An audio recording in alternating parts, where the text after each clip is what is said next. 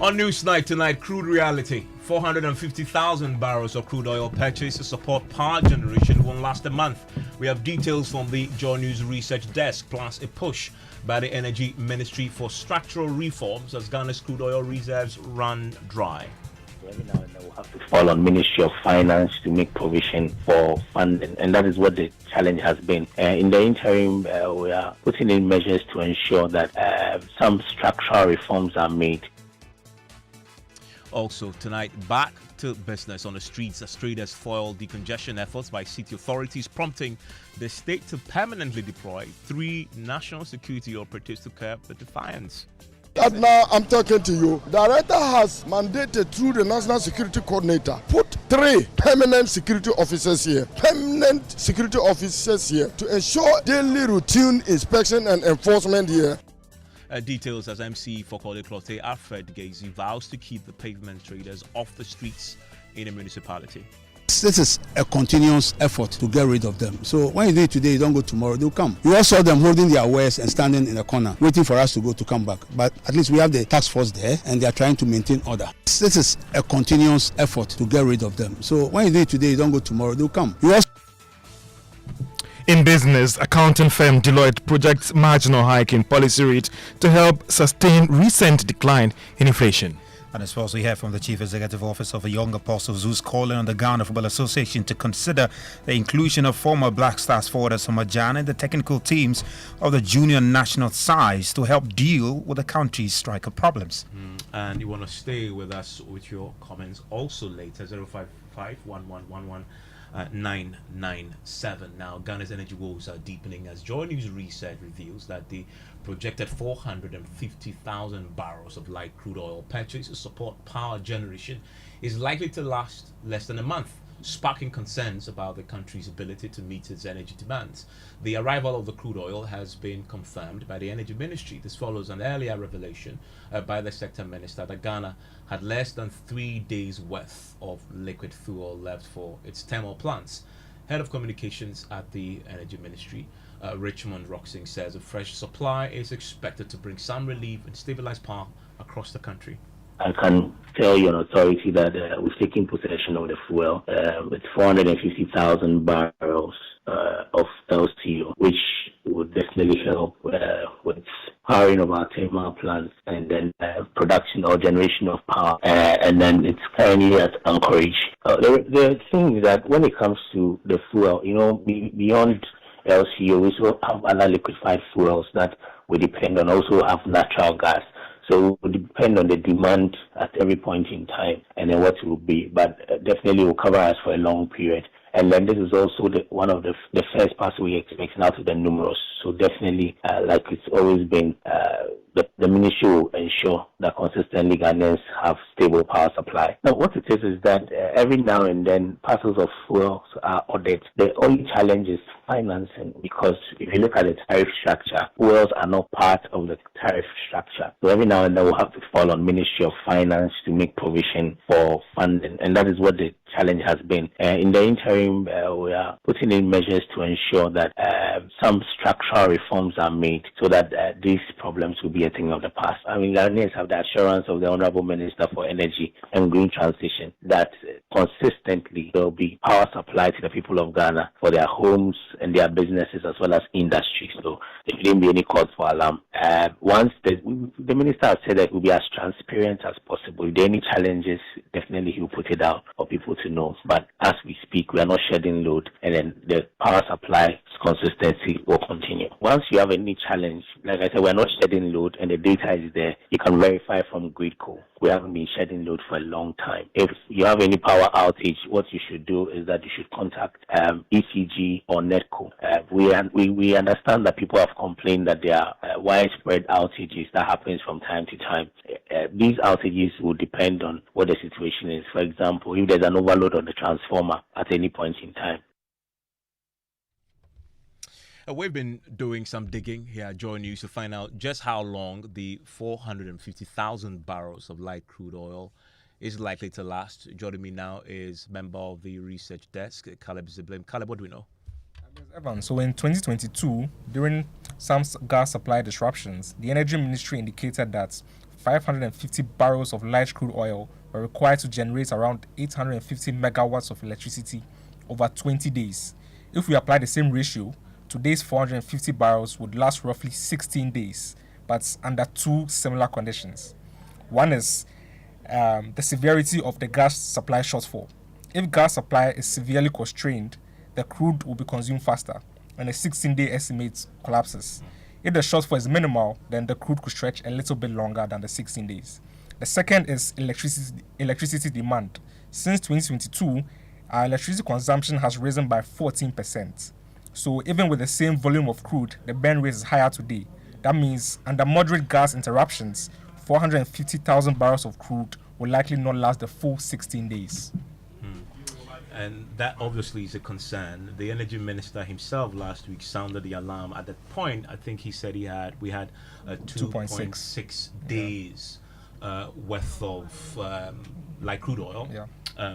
That, by the way, is what led to this world tour to try and get a solution to the problem. They've secured 450,000 barrels of light crude now, and the question is, when do you get the next stock? How quickly can it come in? And how do you make this sustainable? Khaled, thank you very much.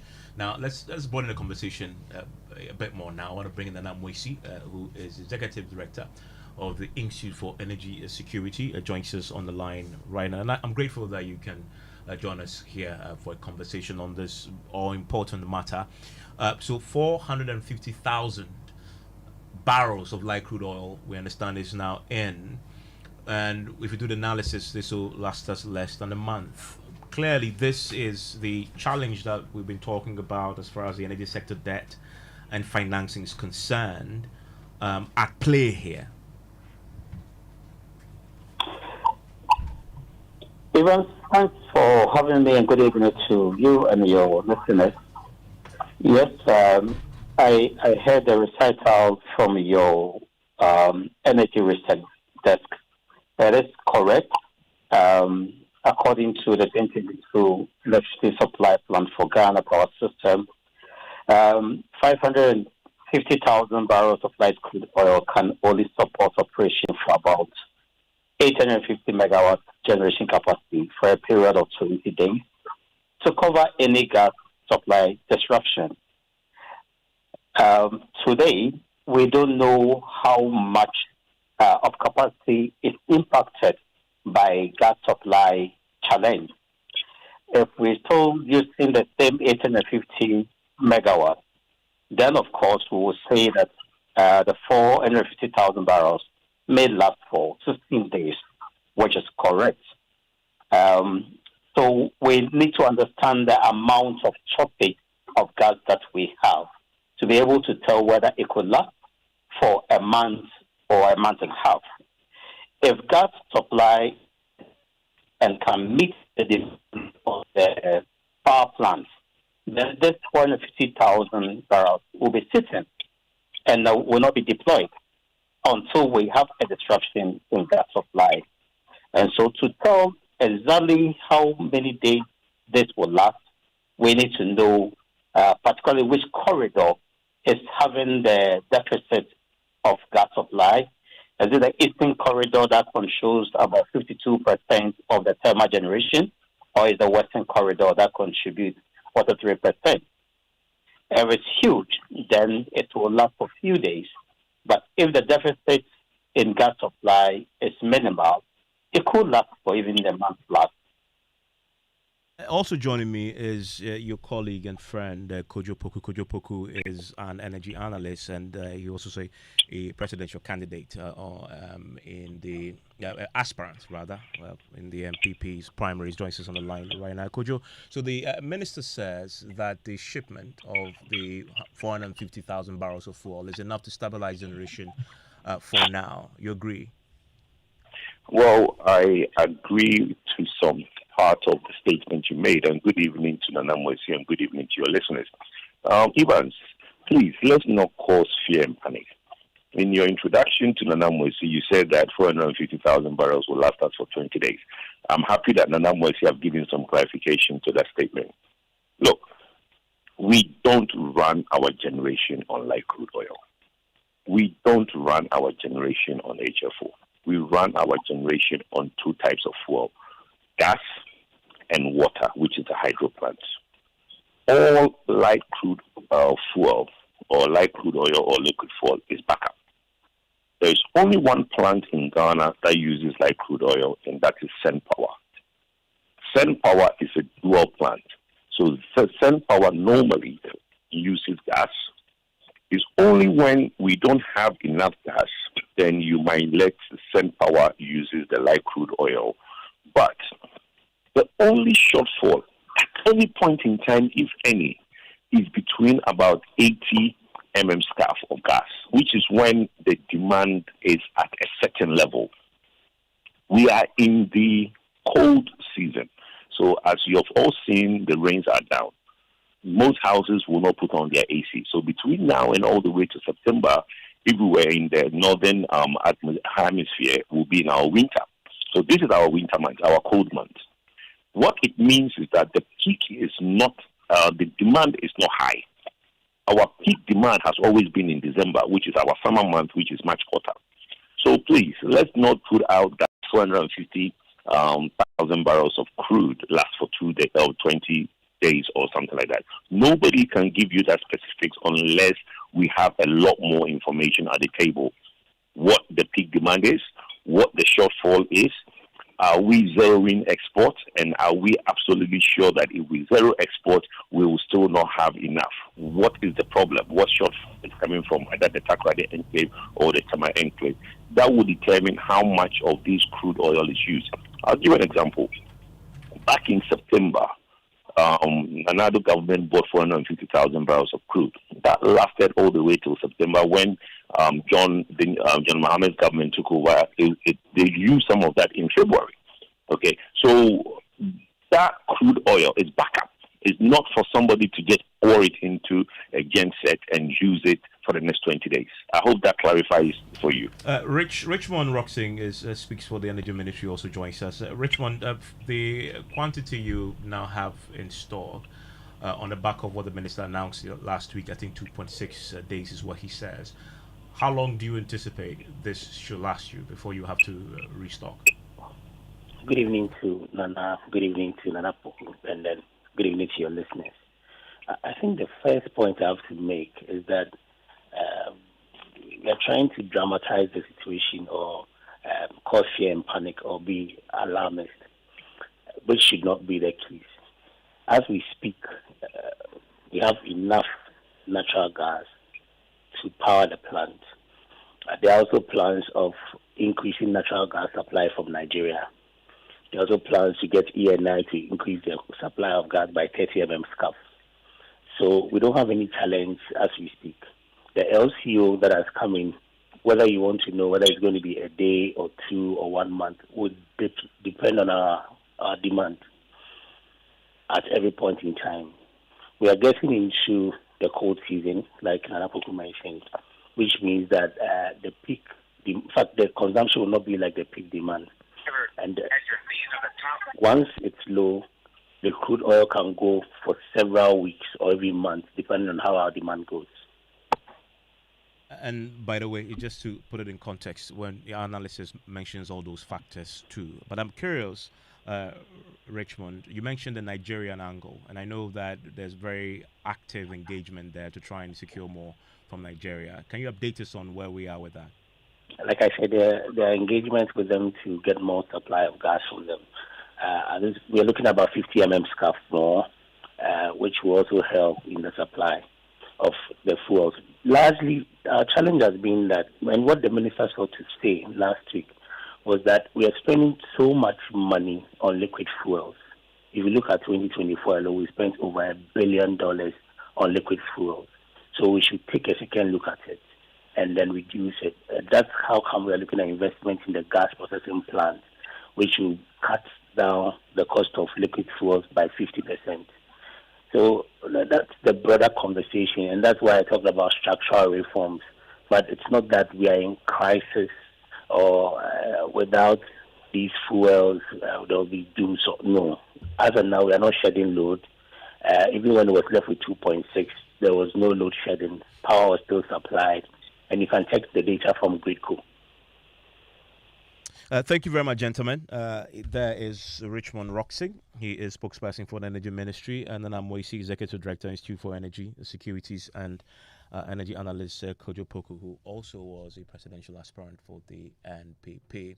Now, the Accra's decongestion exercise is now facing uncertainty following the return of Circle New Plant bus stop traders just a day after dozens of structures there were pulled down. Less than 24 hours after the makeshift structures were destroyed and demolished, the squatters returned on Thursday morning today with their wares and mattresses, forcing the Assembly Task Force to swing into full action to confiscate the items.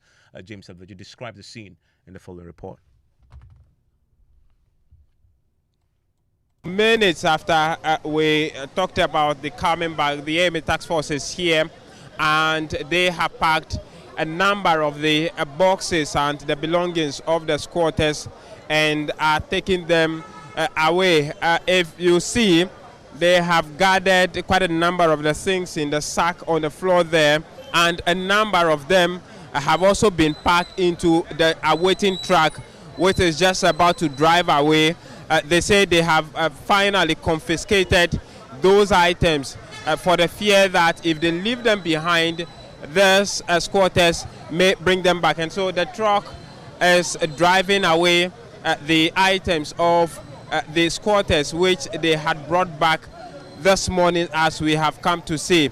Their trading tables, the makeshift tables, the boxes in which some of their wares are kept are being driven away now. You see the AMA Task Force with a number of the national security operatives still on the ground. They have come after we reported that the squatters are back to the place. The first truck has moved, and we are told that they would go and dispose those things off and come back to pick the other things. I see in a pan there a number of local herbs which has also been packed there. Well, James is with me in the studio. James, when you got there fresh, because you were there yesterday, so you knew what it was. A close update when he had finished the exercise. From everything else I saw on television when you got there, they were back and forth. Exactly. So we got to the Circle interchange at about 8 a.m., waiting for the officials to put themselves together for us to hit the road to commence the day's activity. And I just thought that we could go back to where the exercise happened the previous day to see what was happening. And I was surprised, but not shocked to see that they had returned, because as at yesterday when they moved them from the bus stop, a lot of them packed their things in the median right under the overpass, waiting on the officials. That was when I asked them yesterday as to whether they are sure these people will not return and what they will do to prevent them from coming back. Yesterday they told me they will be deploying the city guards to make sure they do not return. Lo and behold, they returned this morning, bringing back the things, and after that report on the AM show minutes later, they came to do the decongestion, I'll call it. So how are they proposing to fix it again now? They are saying that they would deploy 3 security officials from the national security team to stay there for the next 24 hours. By tomorrow, we'll know whether they've done that and it is successful. But we can listen to Joseph Asitanga, who is a Metro Environmental Officer, speaking on that. It's difficult getting these people out here. So as we enforced the laws yesterday, this morning we got a wind of that they are back again. So we had to come. We got here, we saw that they have resurfaced with different development with their items. So we had to come again, clean and tidy up the place. Our aim and agenda is to ensure that the bus stop is free. The shoulders of the road is free. The pavements are free. This is not the market that we do market. This place is not part of market. This is a bus stop erected by the assembly. Our concern is that the bus stop should be free. How do you make it free permanently, considering that they came back? Now I'm talking to you. The director has mandated through the National Security Coordinator, put 3 permanent security officers here. Permanent security officers here. to ensure daily routine inspection and enforcement here. And we are going to ensure that this place is as clean as it is as at now. Nobody will sell here. That is the truth. This is a bus stop. You can bear with me. So there we have it. There's a struggle there to enforce this. Exactly. You went you visited other places today. Exactly. We went to the Kaneshie area Tuesday. We were there on the footbridge where traders were all over the place, including persons begging for alms.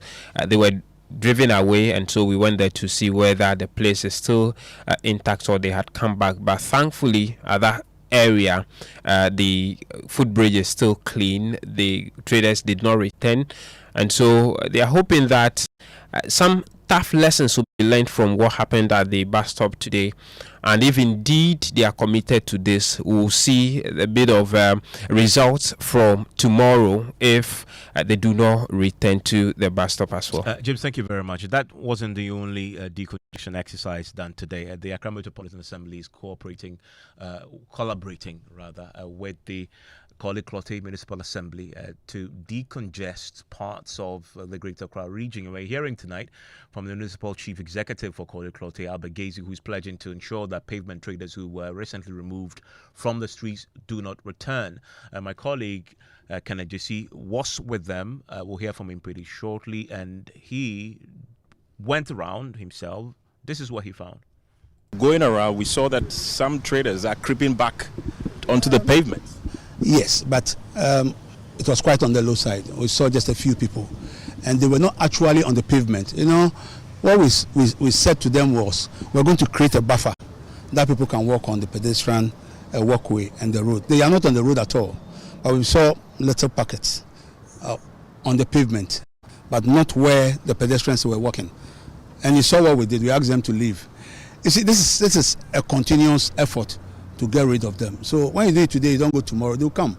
You all saw them holding their wares and standing in a corner, waiting for us to go to come back. But at least we have the task force there, and they are trying to maintain order. So it will come. Once in a while, you see them around, but we'll make sure we clear them. Thank you. Not really. I've been in the municipality for almost my whole life. We know some of these challenges already, but they've not been addressed. So once it has resurfaced, we would work at it. I was not surprised because it's something I've seen over the years, and they are still there. You know, so we will see to it that it is resolved.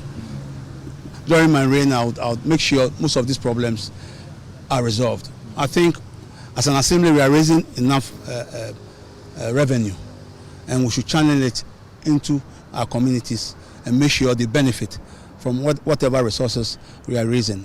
So definitely we will, but I'm not surprised about anything that I saw today. Kenneth, is the MP for the area, Zanetta Rawlings, is she in support of this? She is indeed in support of this. She was with the MC for the area throughout the entire day, inspecting various ongoing projects, the sanitation situation at the Clote municipality as well. And this is what she had to say. It was to send a strong message to the constituents, the citizens of the Clote municipal area, the Clote constituency, that there is a synergy between the MP's office and the municipal assembly, the municipal chief executive, in making sure that our visions align with that of the president, and to reassure the constituents that we said we were going to ensure that there is that synergy of efforts, and that there will be equitable distribution of resources across the electoral areas. And this was really an indication of what we intend to do, working together to serve the people of this constituency. And as a member of parliament representing the people here, it is to ensure that some of the issues that we encountered, some of the challenges that people brought to my attention, was to make sure that the assembly is fully aware of them. So live here on Newsnight is on Joy 99.7 FM. When we return from business, Strategic Mobilization Limited (SML) hints Ghana Revenue Authority suspension of contracts are likely to be lifted soon, following claims government paid millions to the Revenue Assurance Company for no work done. But I think it takes time for the GRA to do certain things, so it's taking time for that. But as to concerns with suspension from the previous government, we've seen letters that says different. Details of this plus business after this. And in the headlines for the business news, accounting firm Deloitte projects marginal hike in policy rate to help sustain the recent decline in inflation rate. We'll also be hearing from the Bank of Ghana about their target for this year. The business news on Newsnight is brought to you by MTN Business. Welcome to the new world of business.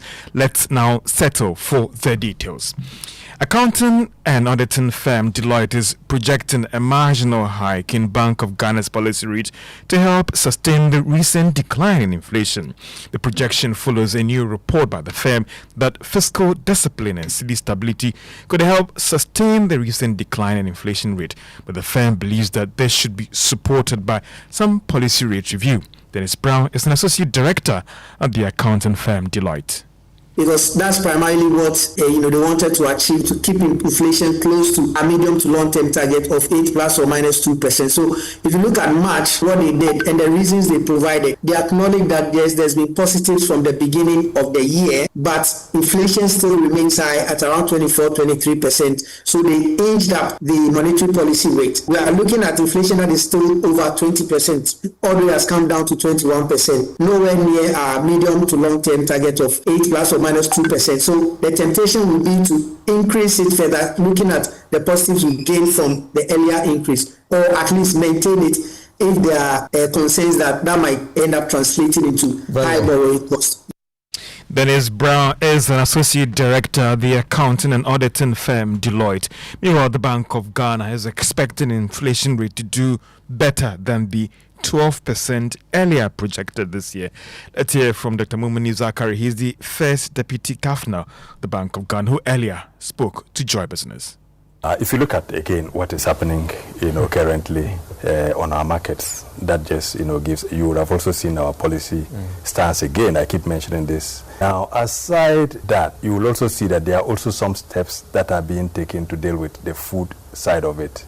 Should these activities that are being taken to address the food price situation yield some fruits, that should even be moving us far faster than we would have anticipated. Yes. You see, there are some who are even projecting that we could, on the other side, hit our single-digit target this year. That is not out of the equation.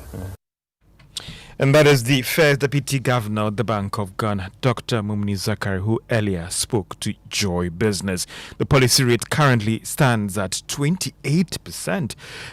After it was actually increased marginally, that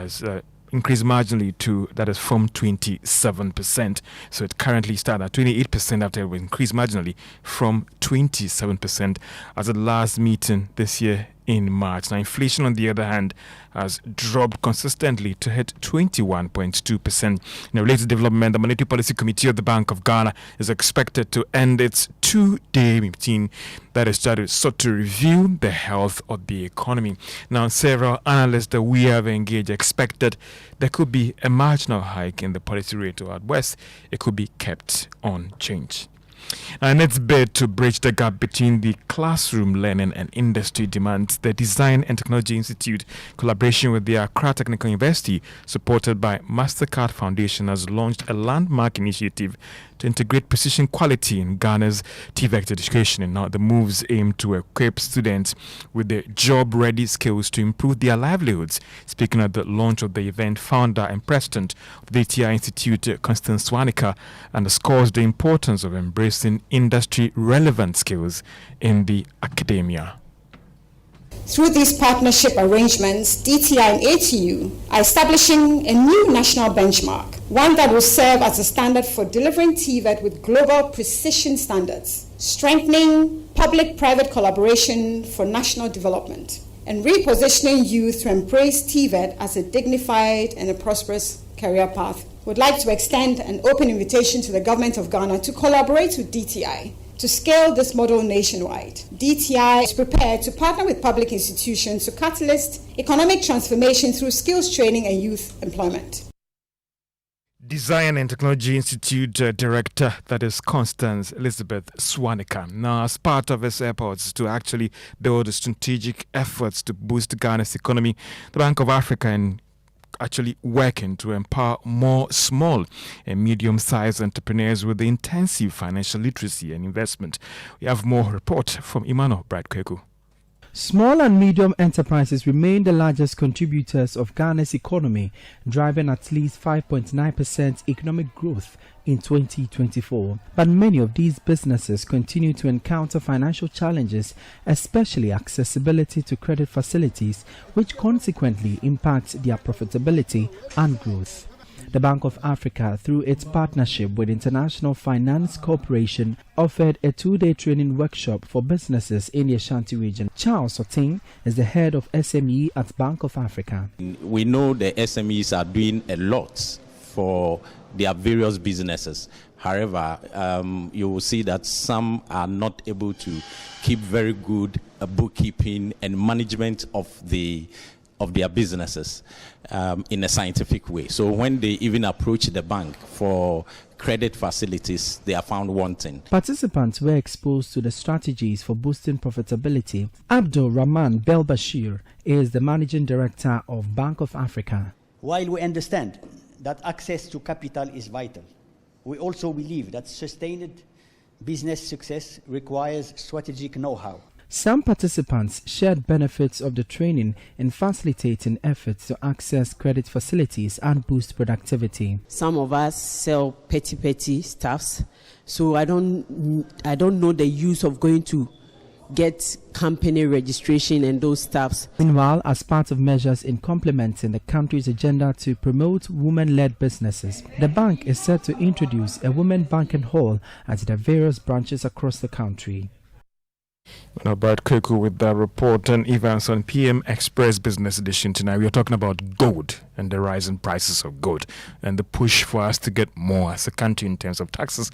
Are these demands justified or not? I'll be engaging the chief executive of the acting chief executive of the Ghana Chamber of Mines, Ahmed Ankatoma, on PM Express tonight. Let's talk about gold prices, gold reserves, gold for oil program, and what is happening even to the Ghana city right now and the contribution of these mining firms, and even what will be their relationship with the new gold board when it comes to mining firms in this country.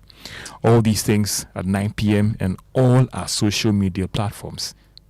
Joe, thank you very much. I'm looking forward to that. Ahmed Naktoma indeed is the acting, and there's a strong case for him to become the substantive. Actually, it looks like. We'll wait to watch him. Let's do sports now, and Ms. Bar is here with the latest. Don't say anything about the. No, I'll counter that. Definitely. I saw you on television dancing, and that is very unethical. Why are you taking sides in this matter? Yeah. It's a very flexible show, man. Yeah, we do dance and we do have a lot of that. You should all see that video on many social media platforms about doing a dance. Yeah, because Tottenham won. Yeah, it was really good. It felt so good. It felt so good yesterday. But I want to come to that shortly. But I want us to hear first from the Chief Executive Officer of Young Apostle, Samuel Enimado, who is calling for the inclusion of former Black Stars forward Samoa Gyan in the technical teams of the junior national side, stating that his involvement could significantly contribute to development of young talent and enhance the progress of these teams. We have a particular talent, we have a particular DNA, and we know the kind of qualities we have, and we see the talent early, and we persistently support the talent to that level. The talent will make it to that level. And somebody like Samoa Gyan, we can make use of him when it's time for us to call him to come also offer assistance. So it is up to us to be deliberate and strategic and be committed to the cause that this is what we want to do. But I see sometimes when we do it, there's another big problem where we have cowboys calling themselves managers. Anybody saying I'm a manager. Most of them destroy their talents because they come in, even some people now, when the talent is good, instead of the talent listening to the right advice, they will come in and pollute his head, and the talent will not listen. That's Samuel Inimado there. Well, even just talking about that loss yesterday, because what it means that Manchester United will miss out on Europe, and they are going to miss out on some very good cash, because we understand that if they had qualified to the Champions League, they stand a chance of getting in excess of £100 million thereabout. So failure to play in Europe is they're missing out on that cash. Then we woke up, we understand early in the day we heard that their shares fell by nearly 8% in early trading, on the, the US stock market. So after the loss, the share is also plummeting, and that's very unfortunate, especially for Jim Ratcliffe, who is trying to save money because of the debt that Manchester United find themselves in. And we understand they have debts in excess of £300 million.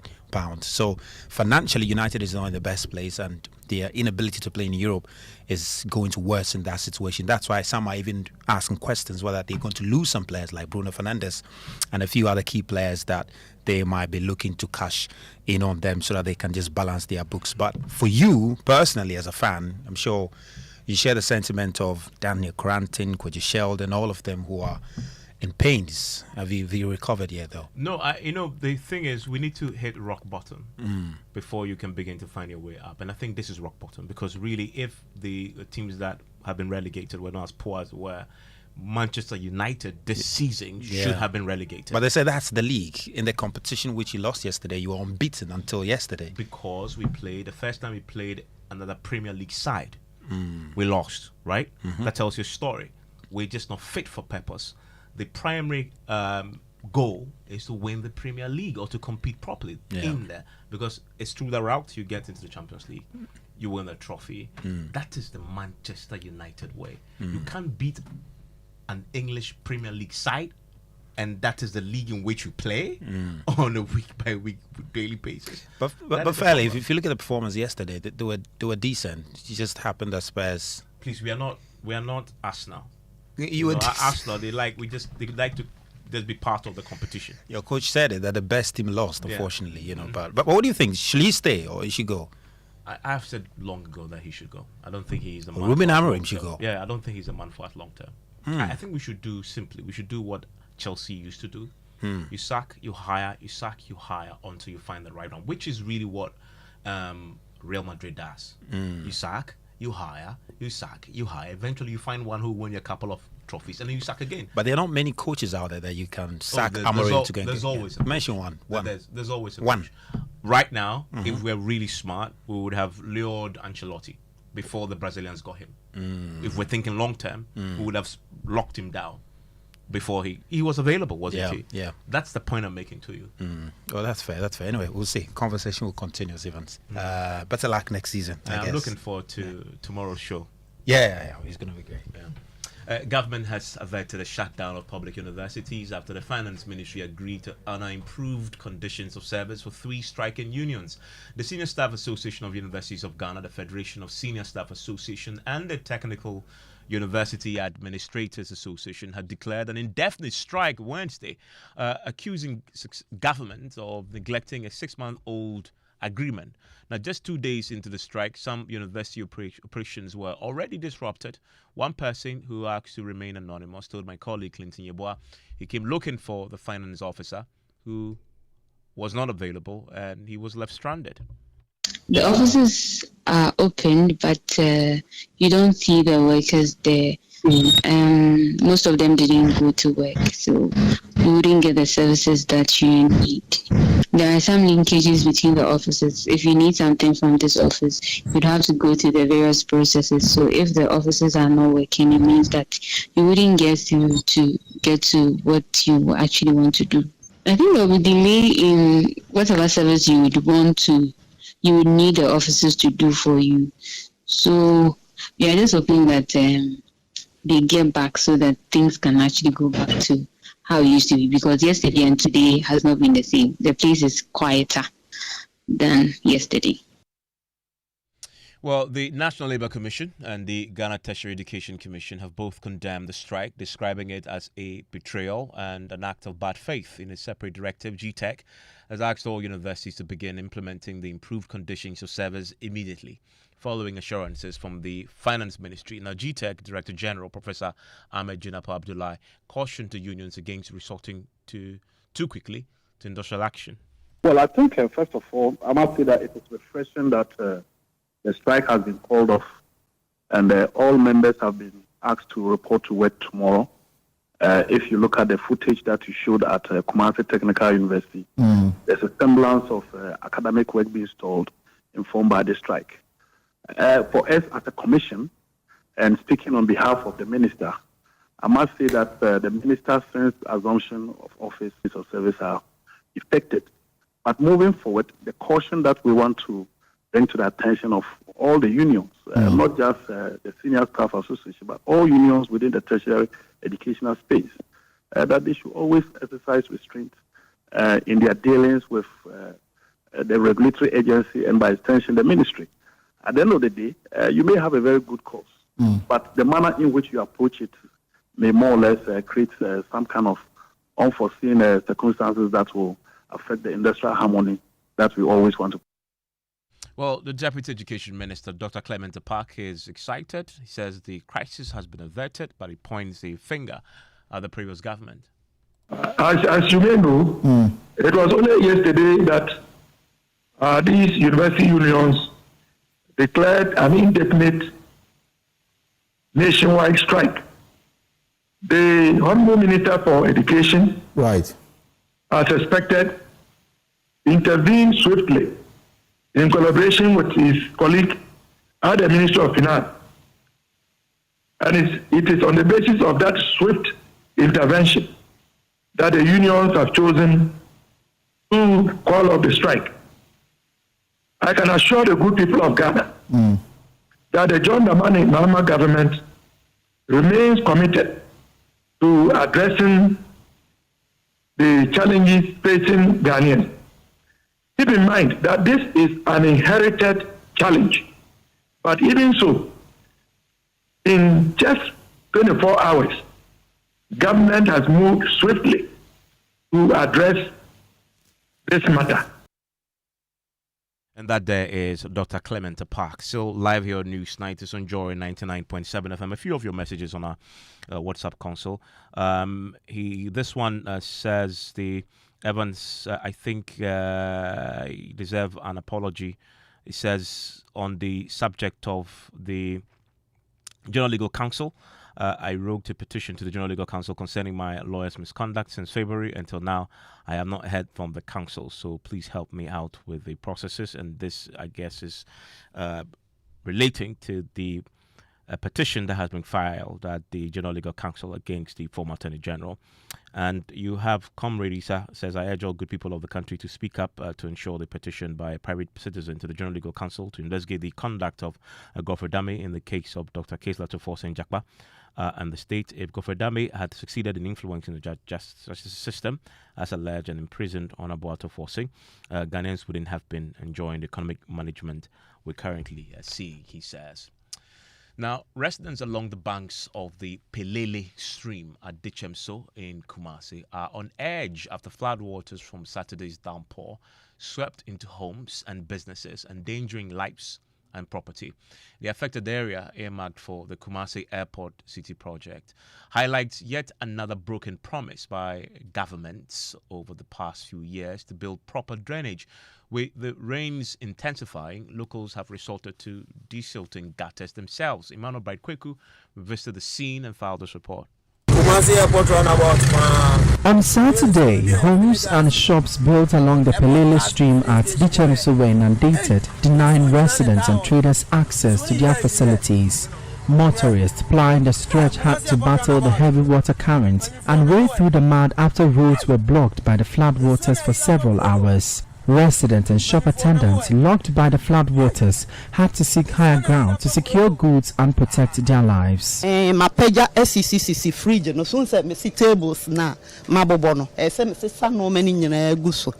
brought my staff on the fridge and on a higher table. We have nowhere else to go, so we have to endure.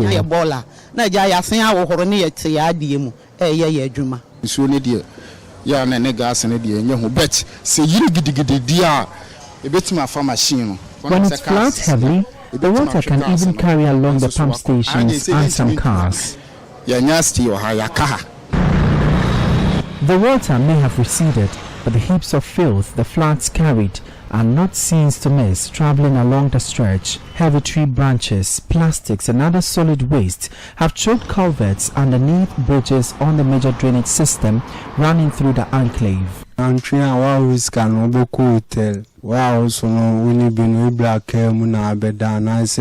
the water doesn't recede, you have to seek shelter elsewhere. Sometimes when we can't leave, we are compelled to fetch out the water to have a place to sleep.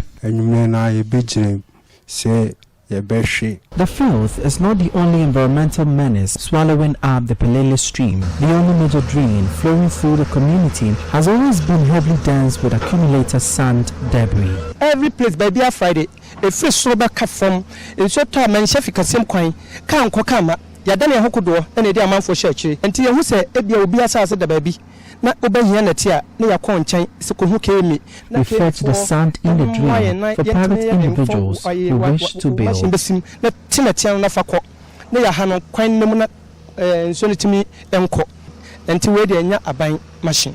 For years, the residents who live along the stream banked their hopes on successive governments to take drastic measures to halt the floods. So bridge no omuntimi empaja bridge no sesia gata ne de anye bia the cars abane tremono and it be for a friend drip machine. If they can't elevate the bridge, they must utilize the drip machine to desilt the water. Serving as the gateway for international visitors to the Ashanti region, the soon-to-be airport city begs for major infrastructural improvements. From here at Dichemso in the Ashanti region, my name is Emmanuel Bright-Kwiku. And my colleague there filed that report. Now, just before we go, most children grow to live independently, but not 10-year-old Sebastina Mabina Ando. Now, for years, she's been out of school, battling cerebral palsy and scoliosis. She now urgently needs 200,000 cedis for surgery to treat her spine and return to the classroom. JoyNews' Irama Akwa was at her home and now reports.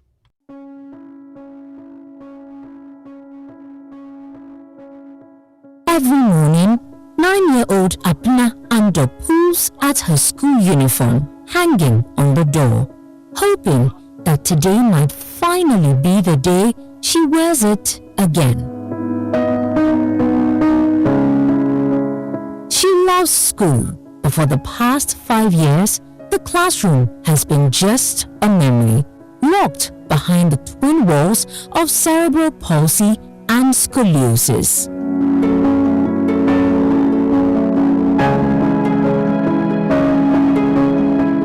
So we're told to go for a scan at the Kolebu.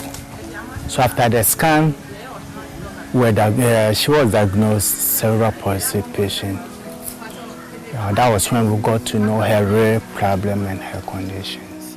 While she was growing, we realized she does sometimes complain of pain. So we realized the back was burning. It's getting scarier because it's growing faster than it used to be, and what we thought it was, now it's getting scarier. We feel very scared the way it's growing faster. Apna's world has slowly narrowed. Her spine is now severely curved, a condition doctors say could one day affect her lungs, her movement, and even her life. If you don't do anything about, or you don't intervene at this point in time, the curve will just continue to become bigger. And when the curve becomes bigger, most of the curve is in the thoracic region. It's very likely to affect her breathing because it's in the same region that you have the lungs.